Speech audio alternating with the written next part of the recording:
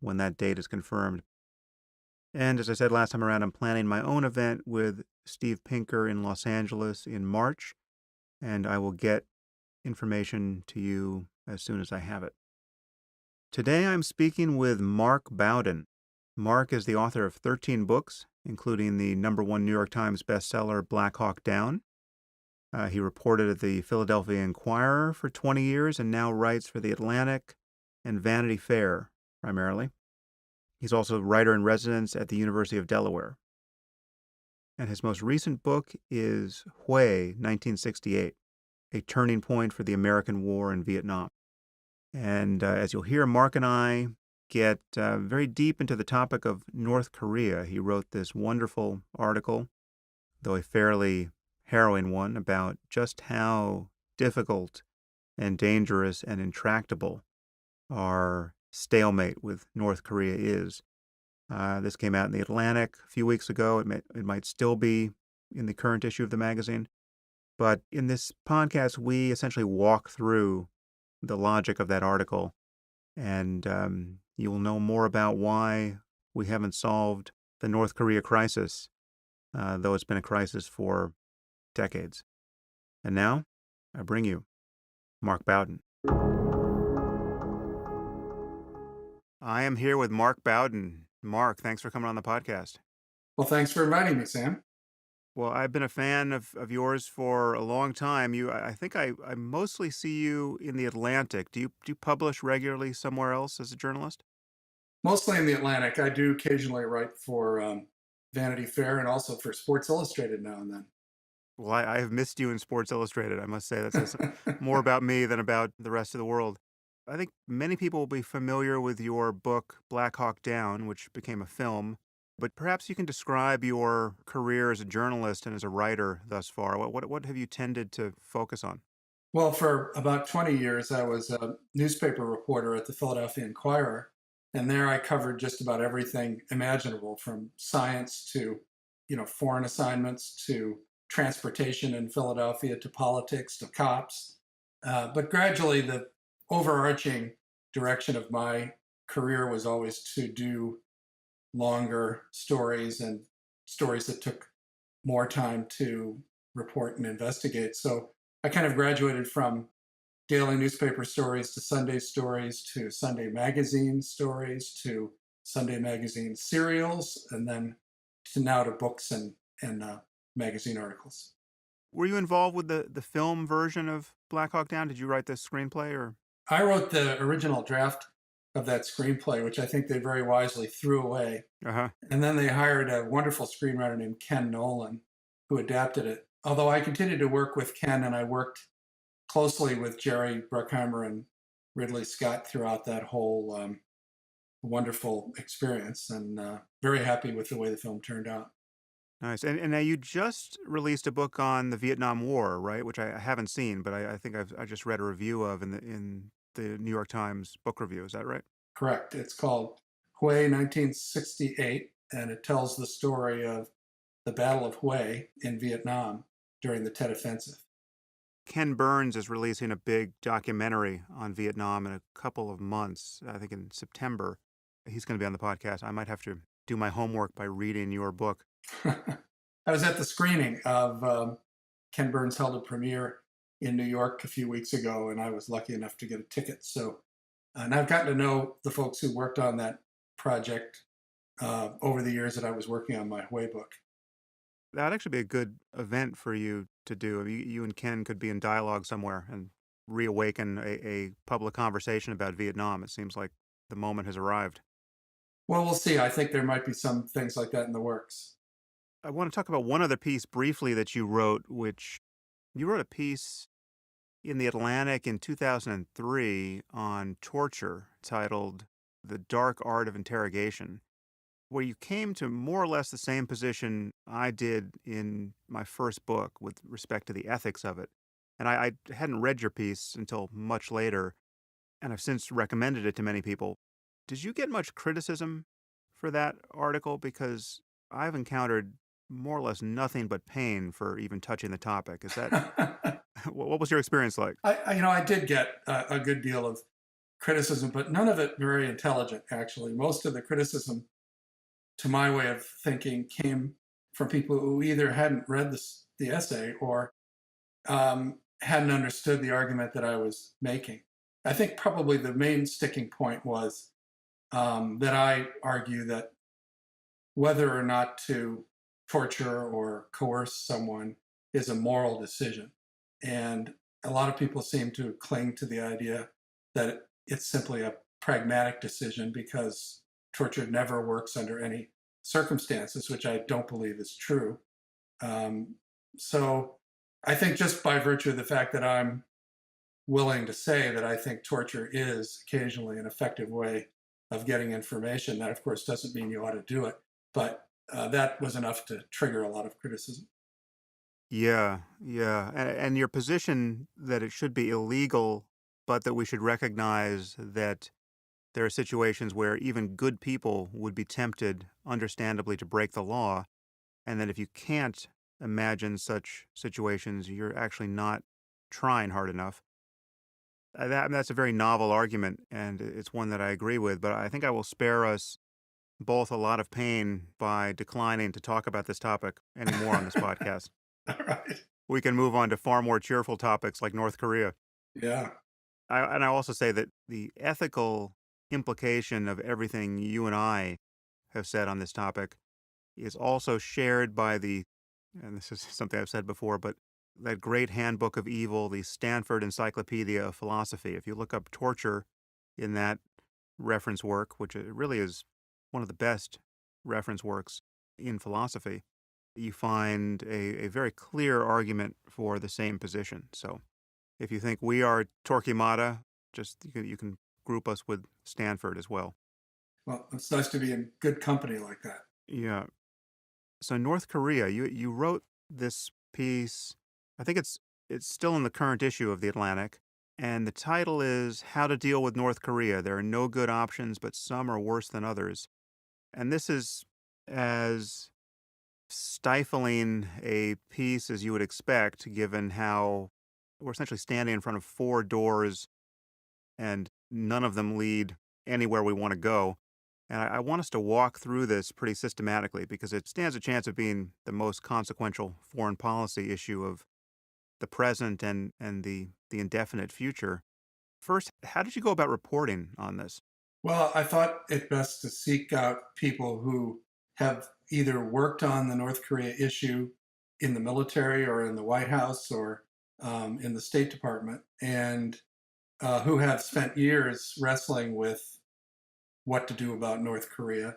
And in some cases, in the cases of some of the military commanders, have had to actually prepare for the various options and pick their brains, ask them, because we have a president who sort of plays to the lowest common denominator. And I thought there was a real fear with some of the things that he was saying that he would kind of build a level or a groundswell of support for trying to attack North Korea or to pressure it, at least militarily. And I wanted to try to throw some cold water on the simplistic thinking there and actually talk to people who had wrestled with this issue and lay out what in fact the options were.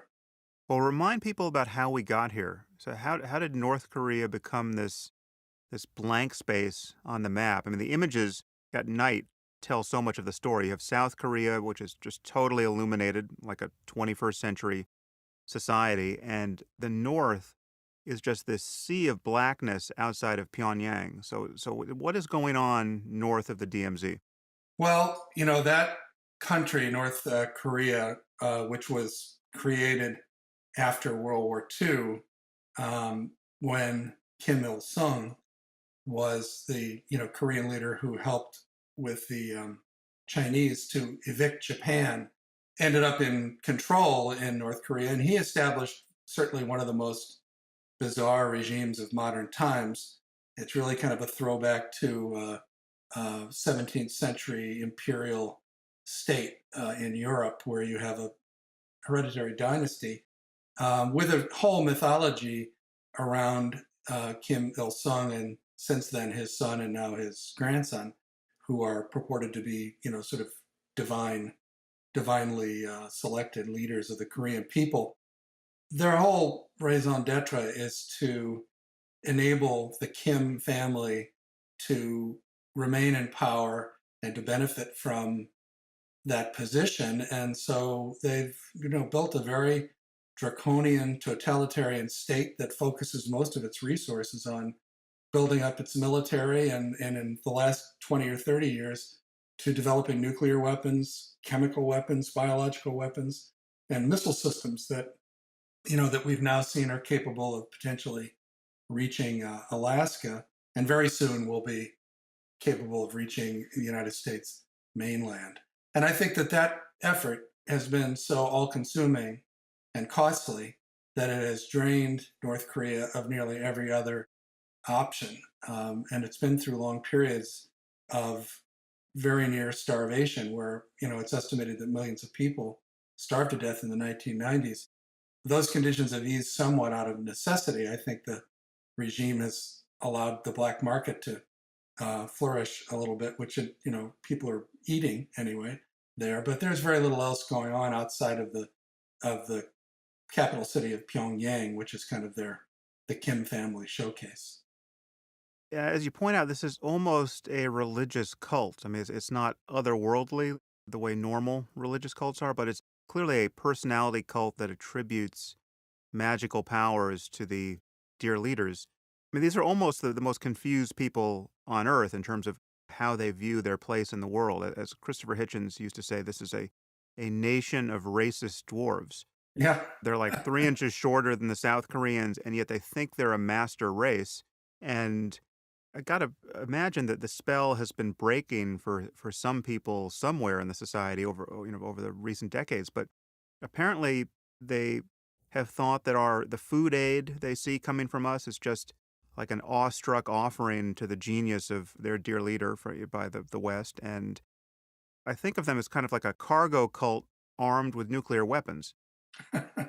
Do we have any sense of what percentage of North Korean society believes the mythology? We don't have a good sense of that because there's not a lot of interaction between the Western world and North Korea. The journalists who go there, are given Potemkin village tours.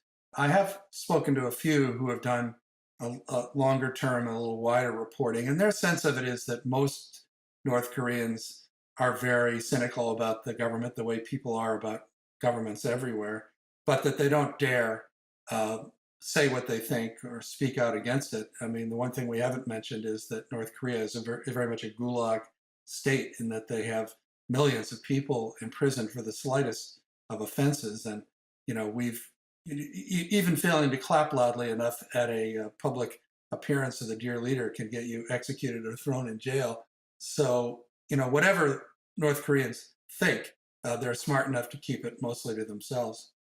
It seems to be the most successfully engineered Orwellian experiment the Earth has ever seen. I mean, just in terms of its isolation and the totality of the totalitarian control and just the level of informing against family members. And it's just, have you seen the book, The Cleanest Race? Yes, I have. Yeah, that's a Myers book, right? Yeah. Yeah, that's which really does lay out the racist underpinnings of their philosophy and the bizarre nature, as you described, of their quasi-religious worship of their dear leader. I realize the news has moved on a little bit since you published your article, even just a couple of weeks ago, because that was right before this seemingly successful ICBM test. How big a problem is North Korea at this point for the rest of the world? I mean, how would you rank order it in terms of our concerns for our own well-being and the well-being of all the other implicated societies? Well, I think that it's far and away the largest national security concern of the United States. Everybody, I think, largely because of media, has this outsized fear of terrorist attack by Islamist fundamentalists, which is sort of a hangover from 9/11, which was 16 years ago. I think that the threat of terror attacks will be with us always, but North Korea poses a threat on a completely different scale. They have weapons that could kill millions of people. Right now, the primary threat they pose is to South Korea and to Japan. But as their reach extends with ICBMs, the United States is also potentially a target. And while they don't have the kind of arsenal to pose an existential threat to the United States, I do think that the prospect of a nuclear weapon being exploded over Los Angeles or any other American city is a pretty terrifying prospect, and one that, frankly, as this article goes on to explain, there's very little we can do to prevent short of deterrence. The implication of their recent missile test is that people agree that they can probably reach Alaska and Hawaii now, but not quite Los Angeles or the rest of the United States. But that should be coming in pretty short order. And then you are talking about there really is no word to describe how crazy and irresponsible the statements are of the regime, whatever you think their actual motivations are and whatever you think their level of suicidality could be. But we have a completely maniacal regime, which, in what's the outside estimate? A few years, 5 years, should be able to land a nuke on a city like Los Angeles or San Francisco? When I wrote the piece, which was just a few months ago, the estimate was 3 or 4 years, but this most recent ICBM launch, successful one, came much earlier than anticipated. So my guess is that we could probably even dial back the 3 and 4 years. It might be even closer than that. So, in your article, you talk about four possible responses to the problem, and they all suck. So let's move through these. First, just tell me briefly what are the four, and then we can just run through them. Well, the first would be an all out attack, what I call prevention, which would essentially crush the Kim regime, would destroy its military, wipe out its arsenals, and essentially, reduce North Korea to a stateless humanitarian zone. The second I call turning up the screws, and that would be applying pressure through some form of military attack or embargo that would really hurt North Korea, and would be short of an all-out attack, and that would seek to essentially prove to Kim Jong Un that we mean business, and hopefully get him to recalculate his plans and back away. The third option is decapitation, and that would involve targeting Kim himself, or maybe Kim and a few of the key people around him, probably to assassinate them, or possibly, I guess, even less likely to arrest them, and thereby sort of take off the head of that state, and hope that something more reasonable would follow. And the last option, which may be the hardest to swallow, but which I think is probably inevitable, is acceptance, which is recognizing that nuclear technology, missile technology is old stuff. It's been around for more than a half century. Lots of people know how to do it. And North Korea is eventually going to figure these things out and going to have these weapons. The paragraph in your article I want to read, which is kind of central to why the first three options are seem to be more or less unthinkable. And it's not necessarily what everyone would expect. It's not that the North Koreans already have nukes and then they can nuke South Korea or Japan or one of our allies. Even their conventional arms makes this situation seemingly totally intractable from a military point of view. And so this is your text. For years, North Korea has had extensive batteries of conventional artillery, an estimated 8,000 big guns just north of the demilitarized zone, the DMZ, which is less than 40 miles from Seoul, South Korea's capital, a metropolitan area of more than 25 million people. One high-ranking U.S. military officer who commanded forces in the Korean theater, now retired, told me he heard estimates that if a grid were laid across Seoul, dividing it into 3 square-foot blocks, these guns could, within hours, pepper every single one of them. This ability to rain ruin on the city is a potent existential threat to South Korea's largest population center, its government, and its economic anchor. Shells could also deliver chemical and biological weapons. That's the end of your text there. So the thing that makes any kind of military response, however much of a surprise attack we could muster, so impractical is that it's like within minutes, the moment anything starts happening, they can just annihilate Seoul with their completely conventional artillery. And obviously, if you had evacuated millions of people from Seoul, you'd be tipping your hand as to what's happening. Is this really the issue that there's just no way for us to knock out his capacity to harm Seoul quickly enough so as to make any kind of prevention or decapitation or turning the screws approach practical? Yes, yeah, it's the main reason why the United States hasn't done something like this a long time ago. When Richard Nixon was president, the North Koreans shot down an American warplane and killed, I believe it was 31 American service members on board. Nixon was not known to be a timid soul when it came to the use of military force, and he chose not to counterattack North Korea or to punish them militarily for doing that. And that was back in what? The early 1970s, when this capability was already in place to attack Seoul.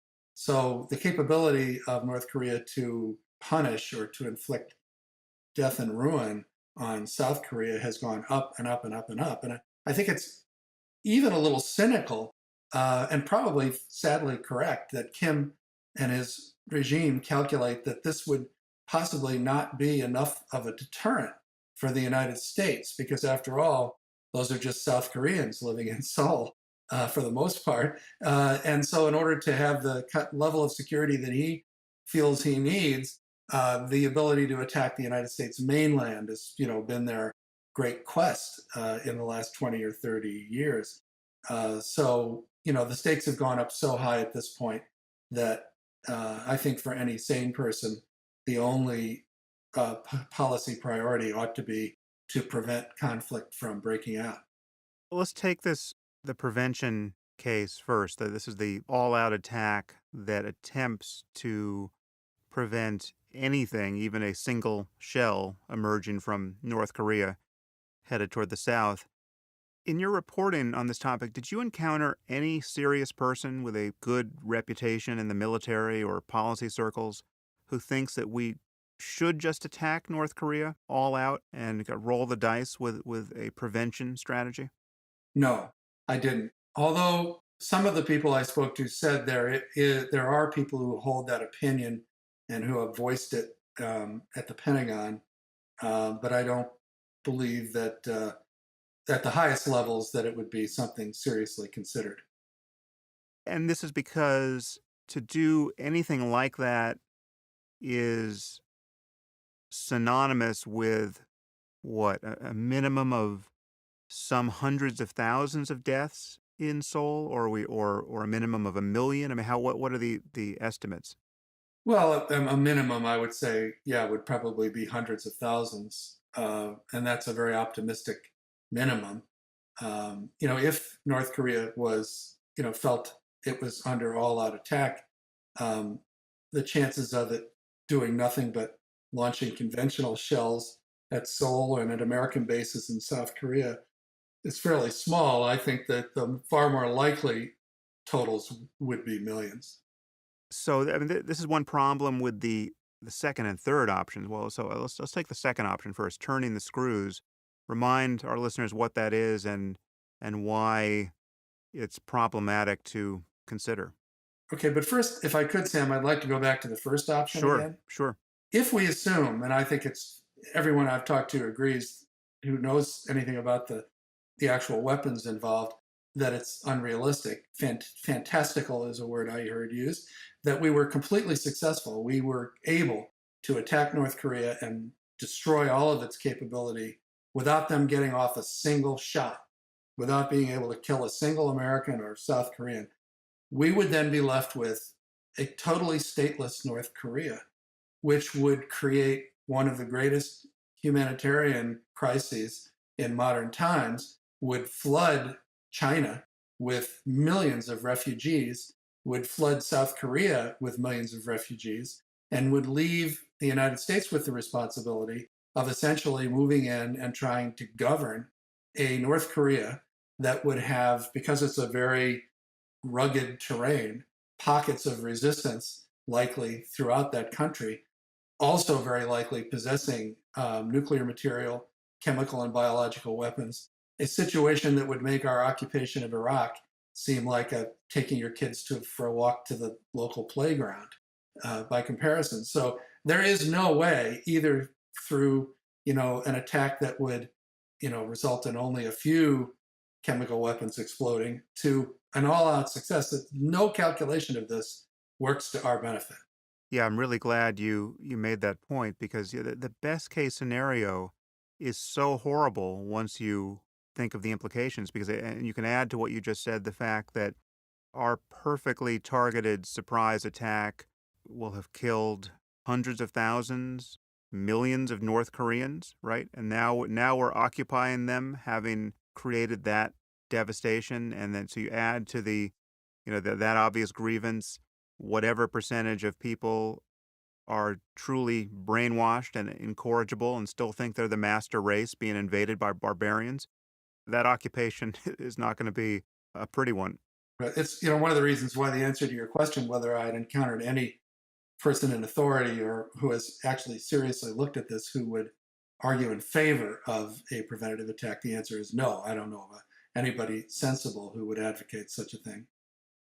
But moving to your second question about turning the screws, this would be actually frightens me more as something that could happen, and that is that we would attack North Korea in a limited way, but it would have to be in a way that would hurt them. I mean, we would have to like take out their nuclear reactor or destroy a fairly large number of their missile sites, or launch a cyber attack that would shut down their electrical grid or erect an embargo on all shipping in and out of North Korea. There are steps the United States could take short of all out war that would create serious pain in North Korea. And the idea there would be that it would force Kim to think before taking his next step, and possibly retreat. But I think a far more likely outcome would be a retaliation of some sort, which would set off, it seems to me very likely, an escalating tit for tat that could, I think, rapidly lead us to the disastrous scenario of the first option. Yeah, and even before that, I think it's a point you make in your article. This more limited attack could be indistinguishable from their point of view from an all out attack. They wouldn't actually know we were just going for a limited attack. They could think we're trying to annihilate them and respond accordingly. Sure. I mean, I think it's one thing for us to intend a limited strike, but on their end, a limited strike could look very much like the real thing, and it could easily trigger the very response that it's designed to prevent. Did you talk to anyone, any representatives of the South Korean government here, or was this just through the lens of how the U.S. military thinks of it? I was just looking and talking to American military people, although I visited South Korea about 2 or 3 years ago, and I did a lot of interviewing of South Korean military and intelligence people. I was working on a profile of Kim Jong Un, and we spoke a lot about what their posture has been toward North Korea, and if anything, they would be even more disinclined to begin any kind of military conflict with North Korea, since obviously their countrymen would be the ones doing the dying. So, door number three, decapitation. Well, decapitation is the kind of thing that would appeal to a Hollywood screenwriter as a magic bullet. It would be extremely difficult to accomplish, given that the entire military apparatus of North Korea, in one sense, exists to protect Kim Jong Un, and so to penetrate a country like that with secrecy, to turn someone in his inner circle, to enable, say, launching a missile strike or a drone strike or a special operations unit that would assassinate him is just very implausible.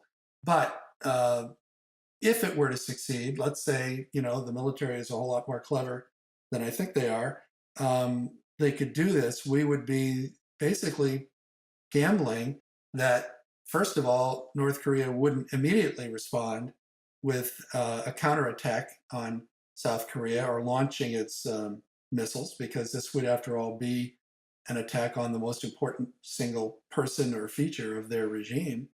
And secondly, it would be the kind of attack that would leave their arsenals and their artillery batteries completely intact.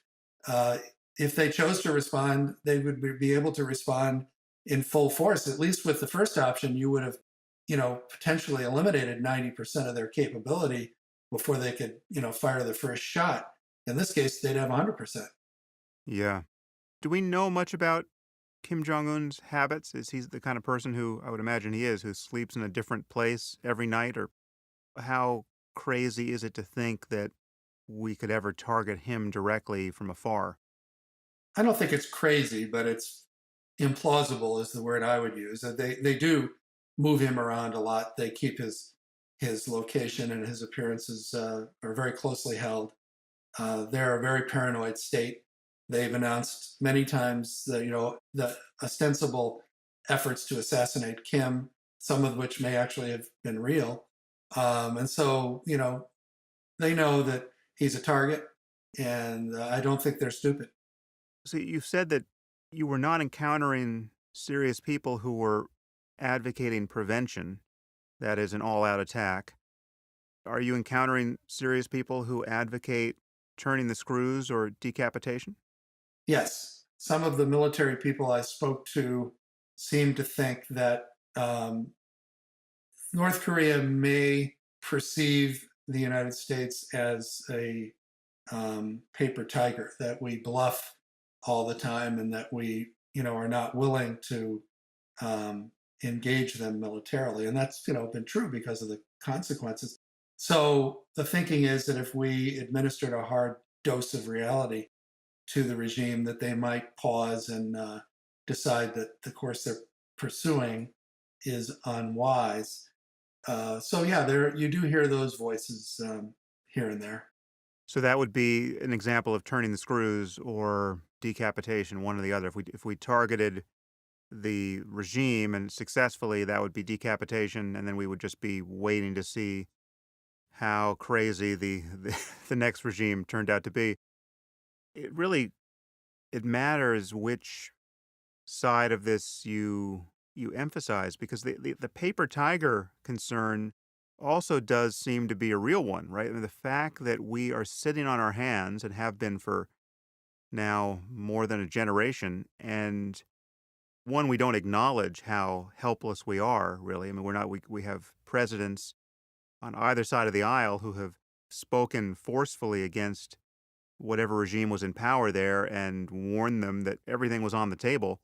But it's pretty obvious that not much of anything is on the table, right? So, what do you do with the concern that the perception of us as a paper tiger in this case seems to be true?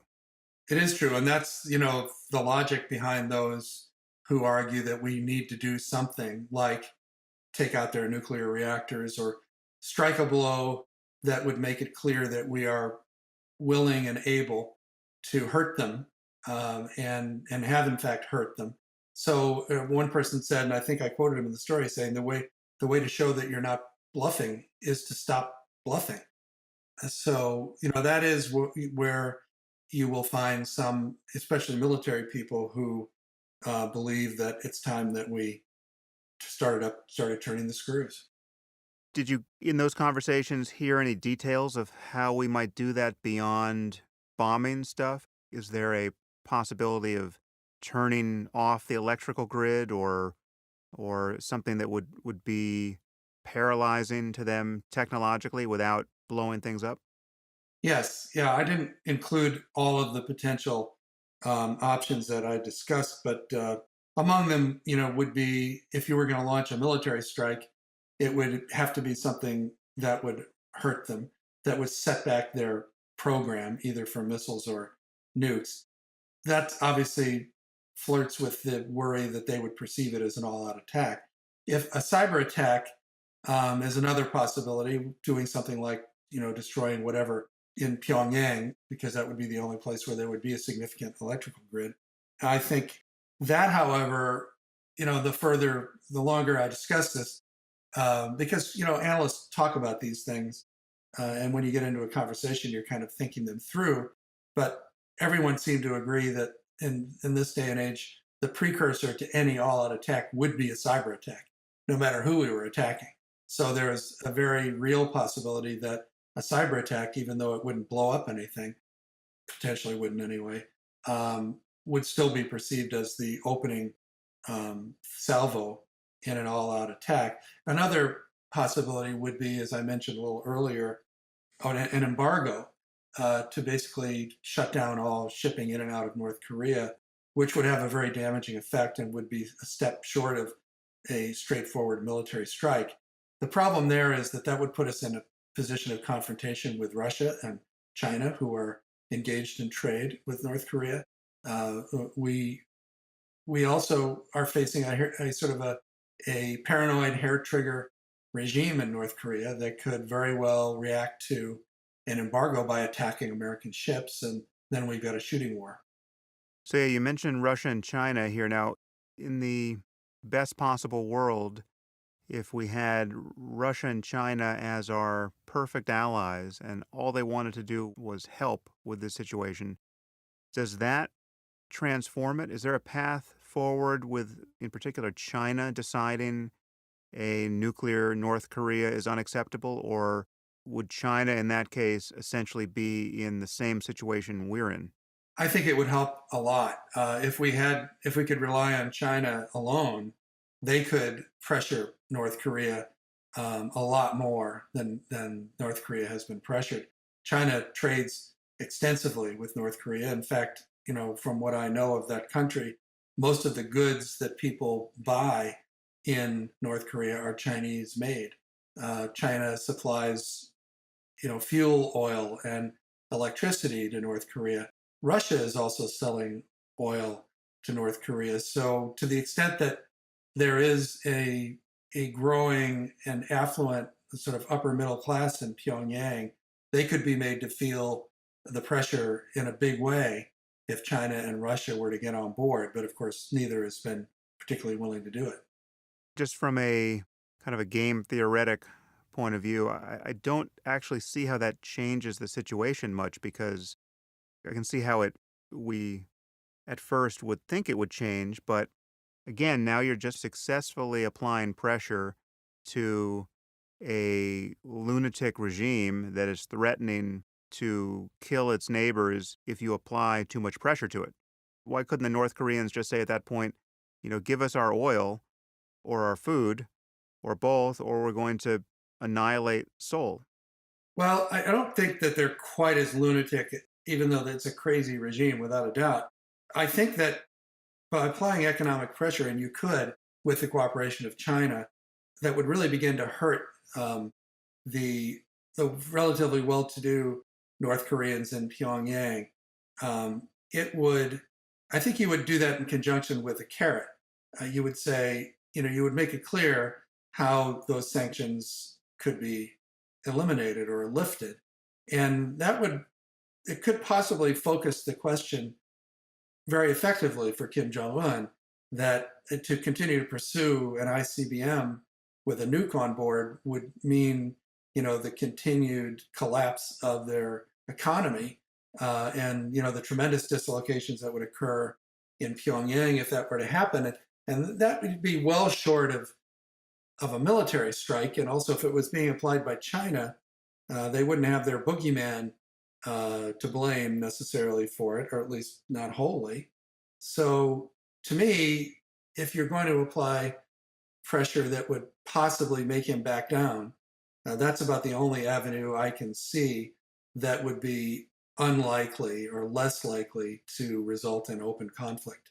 Yeah, I guess because my perception is that North Korea has already been terribly oppressed by its economic situation. I mean, we're talking about a society where, well, at least 1 million people, or 2 million people have starved, and it's just there are food shortages all the time. But the reality is that given China's enabling of this situation, the people in power haven't felt this pain. I mean, they're still drinking cognac and making their weird movies.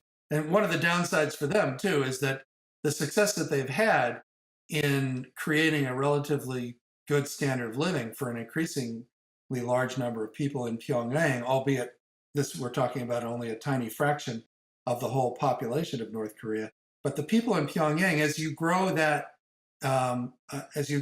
caste that is benefiting by the policies of the regime and the continued existence of the Kim dynasty, as you grow that number of people, you increase the potential for someone like China to apply pressure, because these are we're talking about the extended family of Kim himself and all the people who live and work in Pyongyang. These are the only people who matter in North Korea, and so if you hurt them, you could. That's about seems to me the only reasonable way to apply pressure to Kim. And as those people prosper, that opportunity grows.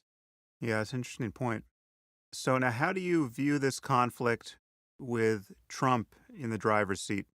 Does that give you just this great feeling that we have the world's greatest negotiator in charge, and he's going to make them a deal they can't refuse?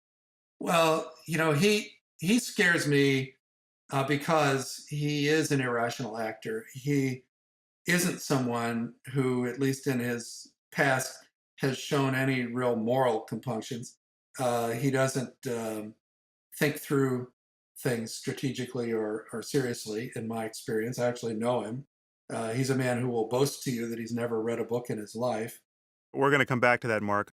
You just set my hobby horse rocking. I'm probably into my 20th hour talking about Trump on this podcast. So I want to know what you know about him, but please continue. But he is also the one thing he does do and has done very effectively is play to the lowest common denominator. And his boasting that he will prevent Kim Jong Un from building an ICBM is if he would be without restraints around him, without more sensible people around him, I think perfectly capable of doing something really foolish that could lead to millions of people being killed. He is the least competent person I think to ever be elected to the White House. I think he's a joke, and it's a really bad joke. And I just feel it's very, very dangerous where North Korea is concerned. Yeah, well, obviously, I totally agree with you. It's one of those, but it's very strange to encounter the perception on the other side because people imagine that his kind of breaking of the mold of the professional politician and the professional president is a real strength. You got this wrecking ball swinging all over the surface of the earth right now, and all of our enemies now need to take notice because there's no telling what Trump will do, and that this is a good thing across the board. We're shaking things up. I guess I could imagine a situation where it's a good thing or conceivably a good thing for your president to be perceived as the craziest person in the room. I mean, I guess it gets good conceivably when your adversary really doesn't want to be attacked and really doesn't want to die and is really concerned that you will use force. But when you get to regimes that are not quite as rational, the extreme case would be the jihadist version of this, where you have people who claim to be suicidal and I think you should take them at their word. What is the most charitable reconstruction of the pro-Trump line here that you can put forward? Is there any way you can see a silver lining to Trump vis-a-vis the North Korea situation? The only way I could see it possibly working to our benefit is if somehow Kim Jong Un would fear what Donald Trump would do. I don't think he would. I don't think he cares, frankly, about most North Koreans. He doesn't answer to an electorate. He is in power for as long as he's breathing, and every effort would be made to protect him. And he is, it seems to me, uh, very capable of launching attacks on South Korea. He would be far less reticent, uh, certainly than South Korea, uh, and also, than most American military leaders to engage in this kind of a conflict. So, I just I don't see the unpredictability of Donald Trump working to anyone's benefit here in that region. And when you're talking about nuclear weapons, predictability is important.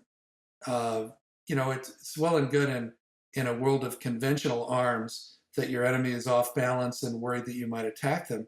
But a miscalculation in the nuclear age, is just the consequences are just so unthinkably awful. And that's why for most of my lifetime, the major thrust of military policy worldwide has been to prevent the use of nuclear weapons and also chemical and biological weapons. So any unpredictable actor who's dropped into that mix is really bad, not just for the United States and Korea, but for humanity. And so, what is the lesson here with respect to proliferation? I mean, is it that it really matters that you get nukes because once you do, the world really can't deal with you? No one can really successfully coerce you, and it's really both sides of it. It's like we can't really do anything with our nukes, so they're kind of unusable. I guess there's a an argument for disarmament on that level, or drawing down to the absolute minimum required to respond to a first strike. But nobody's contemplating the first use of nuclear weapons apart from the maniacs. And the maniacs have learned that if you have nukes, you have paralyzed the rational actors of the world. I think that's right. I think, however, um, and I think you might say I'm using the word maniac a little bit loosely. It actually makes sense what you're saying, and I can see someone like Kim Jong Un very rationally arriving at that conclusion. In this case, I'm talking about moral maniacs, the kind of people who would say, we're going to annihilate these innocent people over here without a qualm unless you give us what we want. Yeah, well, that's fair. But I do think that in order to put yourself in that position, you have to be willing to completely isolate yourself. And while China and Russia have continued to trade somewhat with North Korea, the reason that we can't bring sufficient pressure on them, or we haven't been able to, is that they don't have ties with the rest of the world. They've had to make themselves into an outlaw regime. And, Iran is a good counterpoint. Iran is a country which also has pursued nuclear weapons and believes they need them to prevent, being attacked, and it would help prevent them from being attacked. But they also have extensive trading ties and banking ties throughout the world, and so they made the calculation during the Obama administration, and when Obama was able to get many countries around the world and the key trading partners with Iran to get on board with the nuclear pact that we signed with them. And we pressured Iran into halting their nuclear program for at least 15 years. So they're susceptible. So I just don't think there are many regimes that, like the one that Kim Jong Un has, that would find it acceptable to so completely isolate themselves for that one reason. And that would be to build a weapon that they couldn't use without being destroyed themselves. Yeah, it's really integration with the rest of the world is key here. It's a key strength, obviously, but it's also a weakness if you suddenly find yourself the adversary of all humanity, insofar as you care to get your next shipment, or you like being connected to the internet or anything else. I mean, I think it goes to how odd this regime is and how impoverished that country is. Any other, I think, form of government in North Korea would have to be somewhat interested in the welfare of the people of the country. But, this is a purely totalitarian, draconian state and opposition or even disgruntlement is not allowed. So I just don't see too many places like that emerging. It's just a gigantic hostage situation. And the hostages, to whatever degree, are brainwashed. They have Stockholm syndrome to the ultimate degree. And I think China is largely to blame for it. I mean, back in the Korean War, the reason that the United States and the South Koreans halted it at the demilitarized zone, what is it, the 37th parallel, was because the Chinese intervened to prop up Kim Il Sung and to perpetuate that regime. I don't think they could have predicted, how weird it would become over the generations, but it has really become the strangest anomaly among nations in the world in the modern age. And I do think I'm a great advocate of non-proliferation.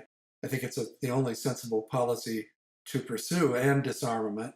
But I don't think, North Korea is just the sort of the exception that proves the point. Do you know what percentage of South Koreans hope for reunification of the peninsula? Many. It's a popular issue in South Korea.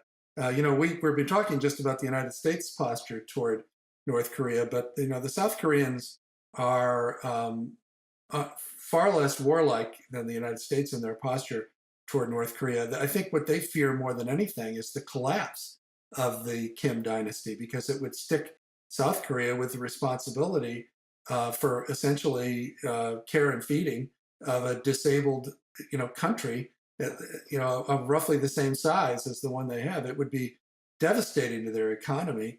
Uh, I think that it's a fantasy, and it's one that down the road people would like to see happen, but it's not something they want right away.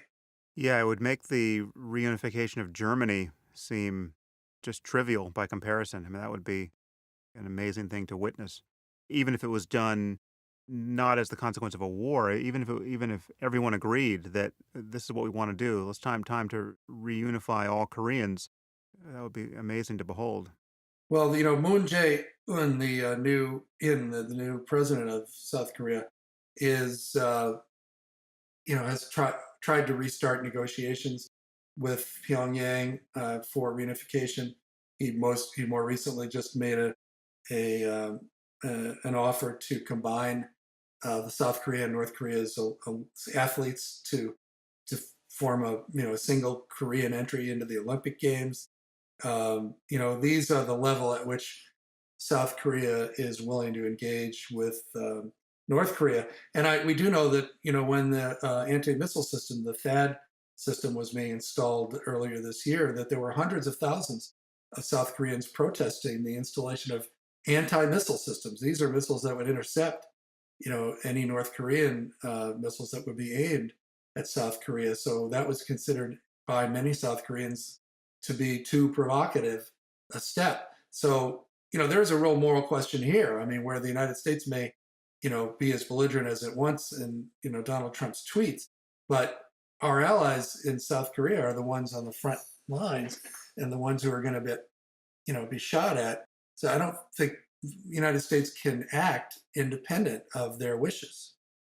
Yeah, yeah. So talk me through acceptance to whatever degree you can here. So let's fast forward a couple of years, and now North Korea has a missile that we know is tipped with an appropriately miniaturized nuke that can reach, at minimum, the entire west coast of the U.S. So Los Angeles, San Francisco, Seattle.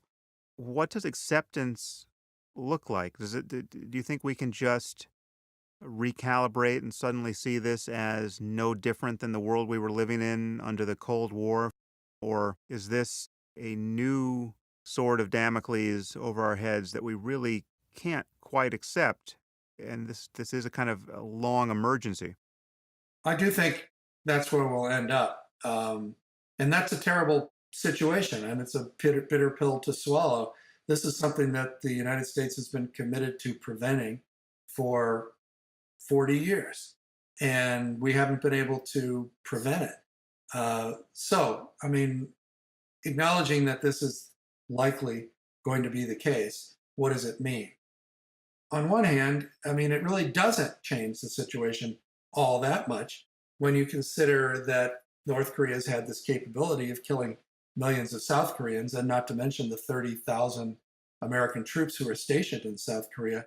Unless somehow their lives are inherently less significant than the lives of Americans living in Los Angeles or San Francisco, the consequences of North Korea using these weapons are the same. How many? I think I wrote somewhere that how many times can you multiply infinity?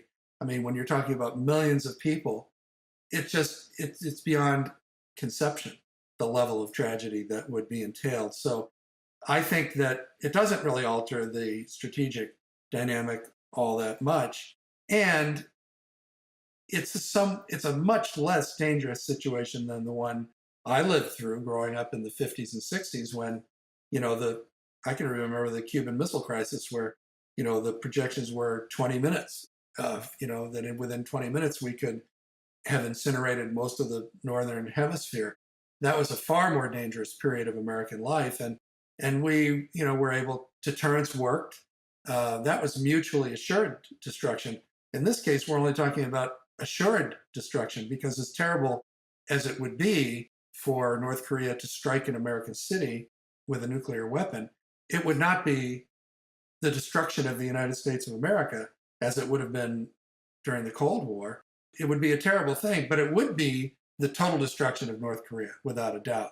So, what is the likelihood that North Korea is going to take that step? I think that as much as people like to disparage Kim Jong un as being crazy, his steps have been very predictable since he took power, 4 years ago now, 4 or 5 years ago.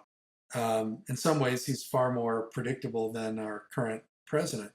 So I don't put a great deal of trust in him or in the North Korean regime, but I don't think they're suicidal. And I do think using a weapon like that would be suicidal. Well, this has been a barrel of laughs, Mark. Yeah, we'll have to talk about something more lighthearted sometime. Before I let you go on with your very productive life as a long form journalist, tell me what you know about Trump.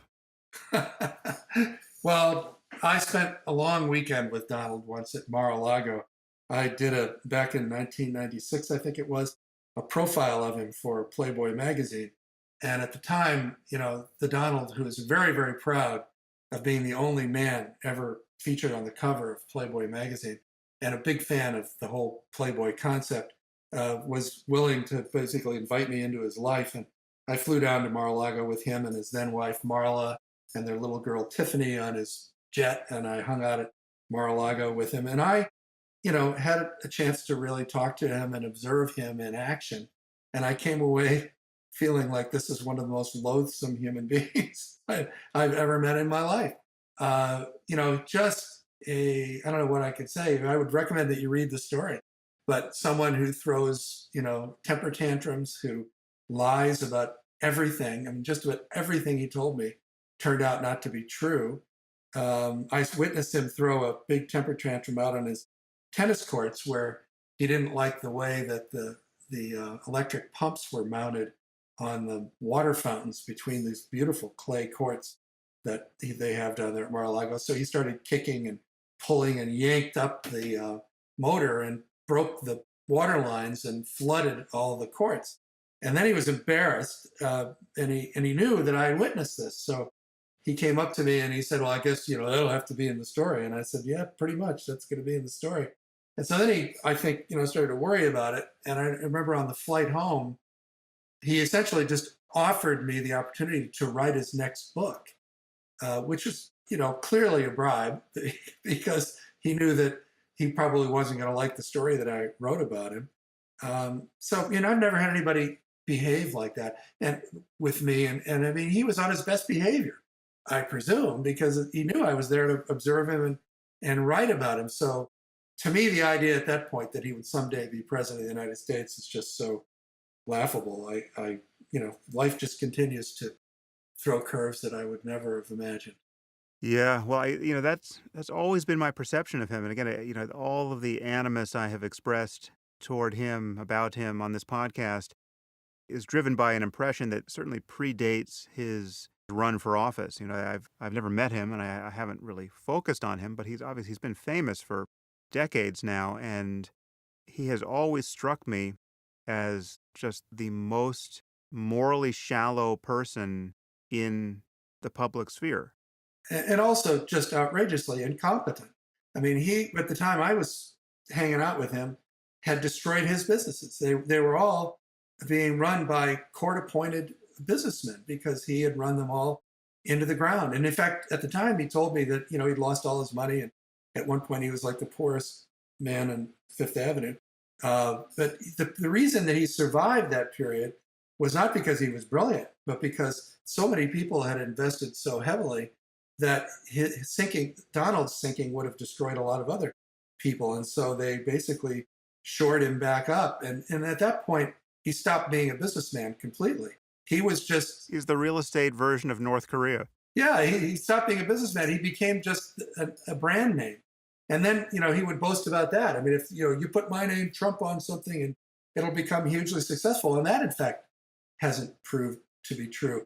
And then, things like, oh, I mean, I could go on and on about Donald Trump. Deeply anti-intellectual person, by which I mean he's not hateful toward intellectuals or people who actually know something. He just feels there's no point to it because he believes he is gifted with a gut feeling about things that's right and that he has this unerring instinct. And no amount of failure in his life, from personal failure to professional failure, disabuses him of this notion. And yet it's so hard to see him running for president and to see people touting him as this great business genius, and or him touting himself. He's the loudest proponent of himself in the world. It's just appalling to me. The irony there is that a sufficient degree of delusion leads to your success. I mean, it is self-confirming, because he is president really as a result of being that incorrigible. There's nothing that can cause him to visibly doubt himself, and he's managed to take in nearly half of the society with this perfect con job.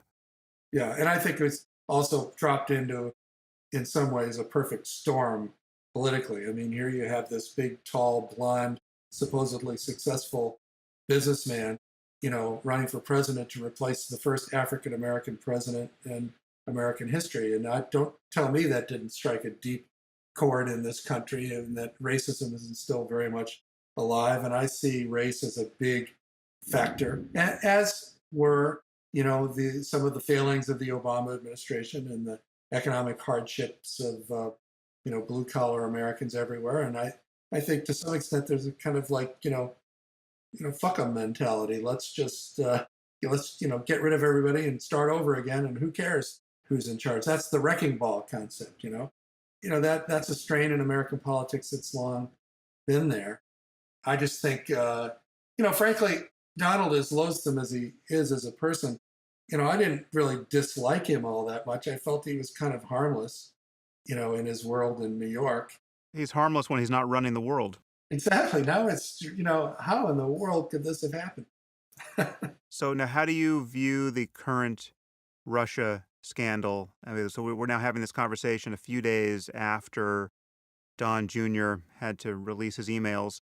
I'll probably release this a week hence, so we don't know how the investigation will have moved on in the interim. But at this moment, it seems like there is a lot to talk about with respect to kind of the narrow case for collusion with Russia and just this general messy picture of not being forthcoming about all the ways in which Trump and the family and the surrogates and the campaign had dealings with Russia, and they've been reluctant to disclose them, and they only disclose them under the duress of more stuff leaking out. What is the connection to Russia in your view, if you had to bet? If I had to bet, I would say the Russians very smartly played Trump, definitely tried to influence the outcome of the election, and recognized probably early on that they were not dealing with very shrewd actors. Someone like Donald Trump Jr. or Paul Manafort, these are people with no rudder to guide them. They just, I think, just like Donald Trump Sr., Donald Trump Jr. just reacts to events. And, when you're running for president, I have no doubt that Donald Trump himself would have welcomed the help of Russians if they were hurting Hillary Clinton in the campaign. It would never have occurred to him that this was an unpatriotic thing to do, or that there was an obligation, as a United States citizen, not to try to undermine our election process. What I don't think is that Donald Trump would have actively colluded with the Russians in doing this, because frankly, they wouldn't be stupid enough to spell out to him exactly what they were up to. Well, it will be interesting. Do you think we're going to have Trump for 4 years or 8 years, or do you think impeachment is a coin toss away? I don't think there will be an impeachment. And frankly, as much as I despair with Donald Trump in the White House, I think it would be a bad thing to happen, because any effort to take out Donald Trump, through impeachment would just throw fuel to the fire that there's this deep state and there's this secret conspiracy of intellectuals all over the United States to create some sort of left wing autocracy. I think far better that he continue to stumble his way through 4 years. To my Democratic friends, I tell them, instead of rooting for impeachment, you ought to be out recruiting people to vote, start winning the elections in 2018, and get a good candidate to put forth in 3.5 years, which is, I'm counting down the days. So my hope is that the Trump period will be brief, that we'll get through it without triggering nuclear war in the Korean Peninsula, and that we'll still have something left of our economy and our dignity when those 4 years are up. Interesting. I'll have to think about that because I've been rooting for impeachment, but now you've put me back on my heels. I'll have to invite you back on if it becomes clear it's going one way or the other. But it's hard to know what to hope for at the moment. It's Just keep your sense of humor, Sam. It's really important. okay. Yes, yes. Well, I need that reminder from time to time. Well, listen, Mark, it's really been great to talk to you, and just tell our listeners where they can get your stuff most reliably online. Are you on Twitter? Do you have a website you want them to know